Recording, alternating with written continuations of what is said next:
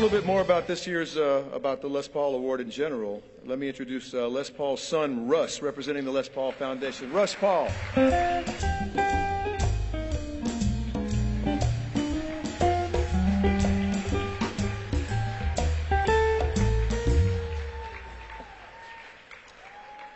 Boy, I tell you what, I wish Dad was here right now. I mean, it's been 2.5 years, and I miss that guy so much.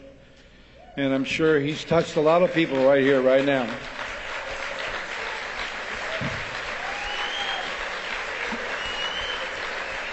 I want to thank you very, very much, because he had a great respect for this NAMM show and audio.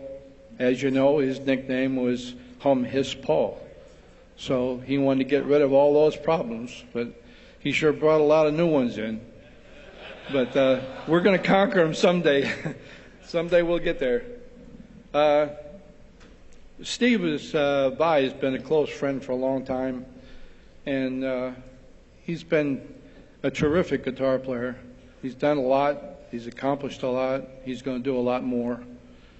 I ran into him today. He was down there signing, and I come over in front of it and stood there waiting for him, and he looked up. He says, "Oh, you're going to sit at my table tonight, aren't you?" And I says, "Yeah." But it's such a great pleasure to be here, and so many of the people out there. Dad has touched you, I'm sure, and it's meant so much to him in the industry with so many people out there like Manley and everybody else, Putnam and all these guys at Pro Tools, and they were all out there. They were all friends of Dad's very much. And he would like to see it today, I'm sure, what it accomplished.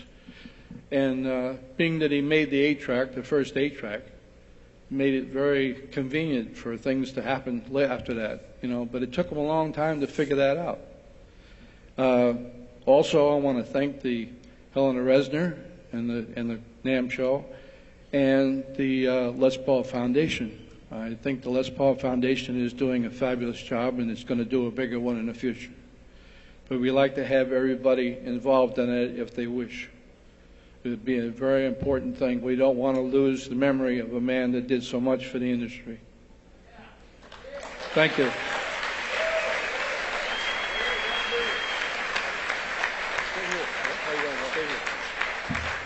To tell you guys a little bit more about this year's Les Paul Award winner, Steve Vai, please welcome the incredibly accomplished bass player, good friend of mine, Billy Sheehan.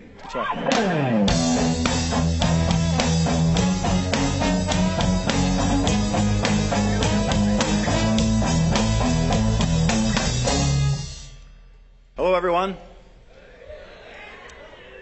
I didn't get a chance to teleprompterize this, so I'm going to just read it off the sheet. I hope you don't mind. What an incredible thing to be, all of us here tonight, for the most part, of the same mind. To be a musician, or to be in any way connected to performance, recording, equipping, supplying, supporting in so many ways, the expression of this glorious endeavor is to be, in my humble opinion, elevated above being merely human. We are here today to give a special recognition to someone who has surpassed expectations at all levels, who has gone above and beyond anything ever required or demanded of him as a matter of course, who has been a source of inspiration for everyone who not only worked with or heard him play, but who has heard of him. This, of course, is our friend, Steve Vai. I know a lot of people in the music biz, some of my favorite people, supreme talents, all in it for the love of this wonderful art we share in common. Standing out amongst them in so many ways, Steve has worked as hard as anyone, harder than most, to bring dreams to reality. While doing so, along the way, he has been an incredible help to his fellow musicians. In this world, there are givers and takers. Steve has been such a giver in abundance to so many along the way that it would take way too much time to begin listing them here tonight.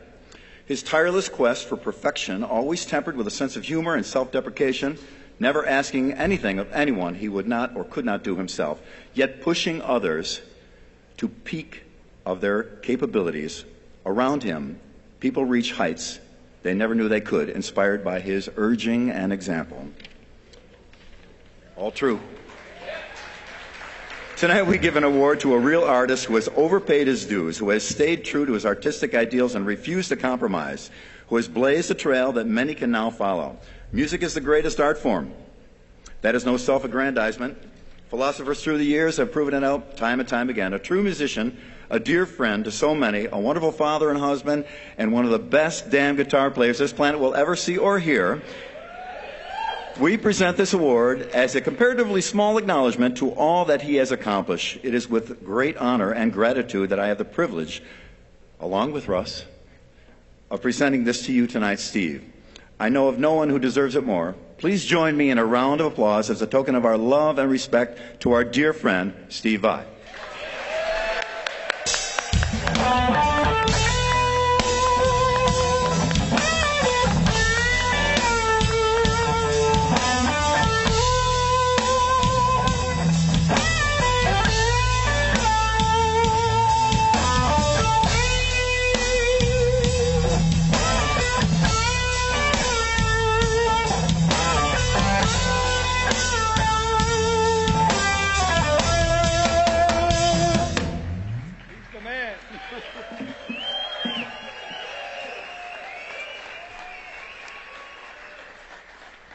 Wow, my brother here, Billy, thank you so much. I've had the great privilege of touring with this man, and he is the greatest man in the world to tour with, the funniest guy I know, and one of the most talented. Thank you, Bill. I love you, Steve. Yeah, man. Well, if I was half as good as that video made me out to be, I might actually deserve this award. But you know, when I got the call for this, I immediately thought, oh my gosh, I have this project I got to do in Holland, you know, and I thought, well, I got to make a choice here, being, you know, honored by my esteemed colleagues or dope and porn, you know. It was kind of, you know, but Amsterdam can wait, right? Actually, I want to congratulate the Tech Awards on what a great achievement. What was it? This is the 27 years. That's amazing. And it cultivates the awareness of technology, which, you know, in this business, there's two things that we really need. One is the artist to make the music, and two are the people that know how to capture it and make it real in the world. And it's beautiful.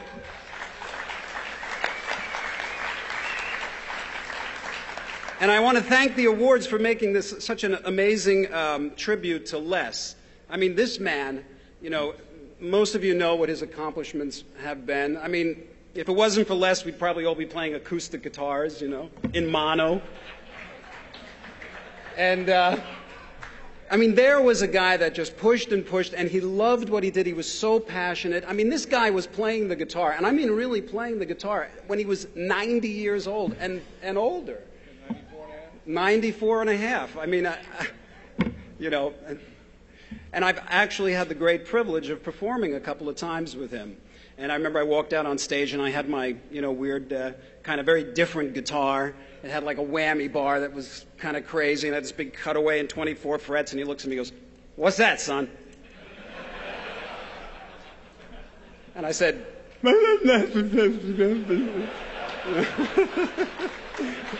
"Get yourself a real guitar." Okay.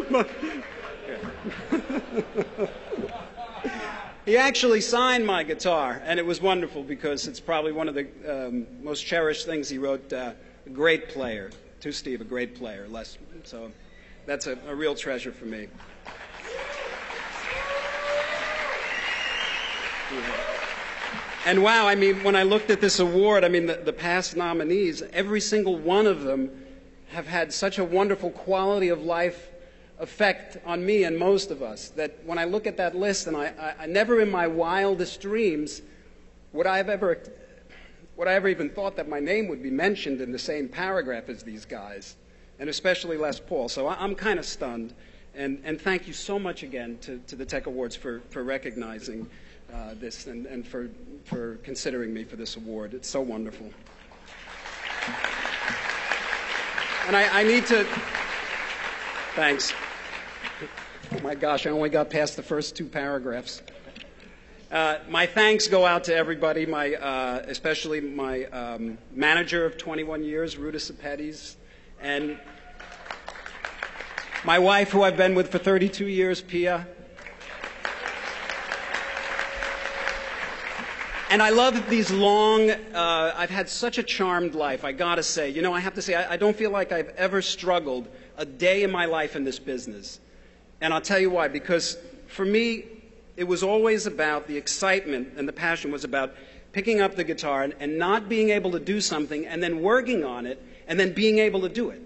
You know, that was the juice. You know, that was always the thing, and that was the thing that just kept pushing me on, and that was my passion, besides money and sex. I know what you like. But anyway, just kidding, sort of. But really, that's the thing that I really focused on, because it brought me joy. Just like everybody that's being presented here tonight, you don't make accomplishments like all of you guys in here unless you're really following something that you love and that you're passionate about, because you have no choice, and you almost have to be obsessed with it.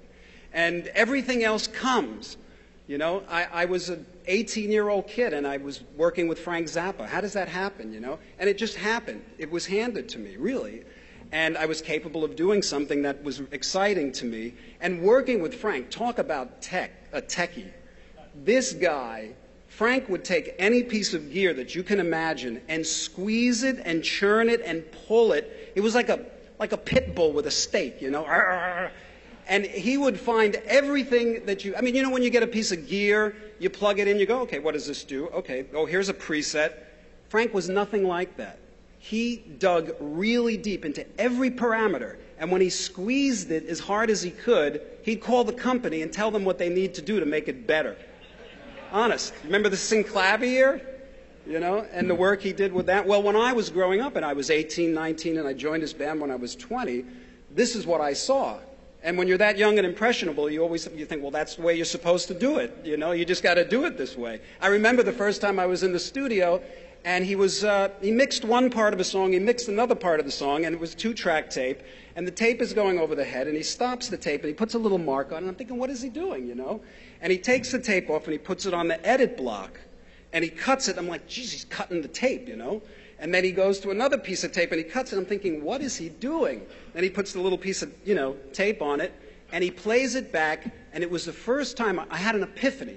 I realized when the tape went, you know, the tape went over the head, I realized this is editing. And I just, the whole world opened up to me, the tech world. And I looked at Frank, and I said, oh, that's amazing. And in true Frank form, he just said, yeah, it makes every day like Christmas. Yeah, it was great. And really, I've just been so lucky. Like I say, one thing after another just happened. Billy got me into the Dave Roth band. And boy, oh boy, do you remember the 80s? Kind of. I don't. And then I've just had, you know, one great gig after another. And I've just been so blessed to be able to be a part of this tech industry, because I get to work with such great guys. I've been able to forge long-lasting, great relationships. I mean, you know, Larry DiMarzio is sitting over there. Larry DiMarzio, I used to drool over his pickups when I was, you know, a teenager. And then next thing you know, I'm with him and I'm talking to him. This is 1985, and he's making pickups for me. And we've had a great relationship ever since, and we've made pickups that have been, you know, purchasable. And, you know, guys like Ernie Ball with the strings, and Morley, and Carvin. I mean, I've had a really long relationship with Carvin. It goes back to when I was, well, first I remember I was about 14 years old, and I'd get the Carvin catalog, and it had, like, you know, big mountains of speakers and stuff out on a front lawn, and it was like porn. Oh my God, you know. I couldn't wait to get to the next page because I knew it might be better than the previous page. You know? And before I knew it, I moved out to California, and Frank was working with Carvin. So in 1980, I forged a relationship with them, and it's just been wonderful. It's been, you know, decades. And this NAMM show have come out with a new amplifier. And it's just so nice to have people do whatever you want. And then, of course, there was Ibanez, who, you know, when I was starting to get some notoriety, I had some peculiar ideas that I wanted in a guitar, and there was a lot of manufacturers that were interested in making a guitar like that at the time. But Ibanez, you know, they said, well, we'll make you anything you want. And I said, well, I want a guitar that has a cutaway like this, and then, you know, 24 frets and a whammy bar that you can pull up on until the string breaks, and, you know, all this stuff. And they said, okay, how many? You know? So, I mean, And then I'd really test them. I'd say, okay, I want you to make me a guitar with 3 necks. And I want 2 necks to come out on this side. I want one of them to be fretless, the other one to be a 12-string, and then a normal neck. Oh, and by the way, make it shaped like a giant heart. They said, yes, Mr. Steve, we'll make you 2, a purple one and a red one. And they did. So I've been really blessed to be able to work with these great companies all along. You know, it's interesting with tech, the way that we make music, the way that we create it, the way that we package it, the way that we sell it, and the way that we listen to it is constantly changing. And it has constantly changed, and it will constantly change. And that's how we are. You know, we're always looking to progress. I mean, just think about last year and just the amount of developments that have been happening just in the past year. It's a wonderful thing, and this is such a creative business, and I really feel we're blessed to be a part of it. And we encourage each other with our inventions, you know. We all want to know what the other guy's doing, you know. And it encourages us and inspires us, and that's one of the ways that we work together. And really the limitation is our imagination. And I'd like to just give you a couple of quotes here from people that have inspired me through the years, because I think these quotes are, you know, much cooler than I am. I mean, Albert Einstein and Thomas Edison said, thoughts are things. Thoughts are actually things. They're measurable. They change the molecular structure of things. And when we think, we send out thoughts, and they're like a frequency. And what we get back is like-minded things that we're thinking. And that's how all of us create all of this gear. It's how we create our poetry. It's how we do, and we all do it, you know. Even the Kardashians. You know? You know? They do. And there's another great quote, Napoleon Hill. You're going to love this one. Anything that the mind of man can conceive of and bring himself to believe is true, he can create. And that's a brilliant quote if you think about it. It shows you, it resonates with Einstein and Edison and everything that we do. And then my favorite artist, Tom Waits. He's absolutely my favorite artist. He said something really great that I think about all the time. He said, you got to find what you're really good at and then exaggerate it. Isn't that great? And I would be remiss if I didn't give you a Frank quote. Now, this is a quote that I have on a little piece of paper on my computer that I read every single day, all day. And Frank said a lot of great things. I mean, he was just so amazing. I still can't believe I had the great privilege of 6 years with Frank Zappa. I mean, he said a lot of, and he would say it right like that, and that was it. You know, he didn't mince words or anything. And you better be careful when you talk to him, because you better be prepared to hear the truth. Well, I'll tell you one quick funny story. He went into this radio show. This guy's name was Joe Pine, and he had this radio show. It was a television show, nationwide. He was kind of a wise guy, and the guy sported a wooden leg, right? So he was always trying to, you know, get the better of people who came on the show. And Frank came on the show, and he had all the long hair and everything. And he sits down, and the first thing that this guy, Joe Pine, says to Frank is, with all that hair, that must make you a woman. Without missing a beat, Frank said, with that wooden leg, that must make you a table.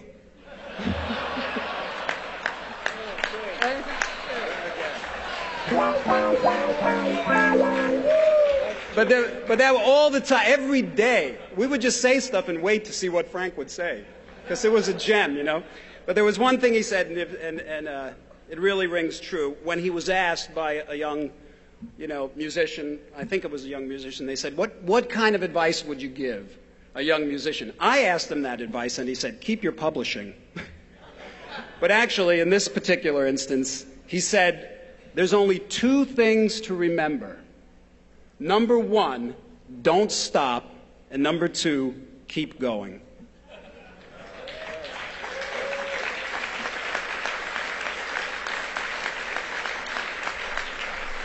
Okay, thank you. So I think I can speak on behalf of most of you here when I say that to be recognized for your contribution is really touching.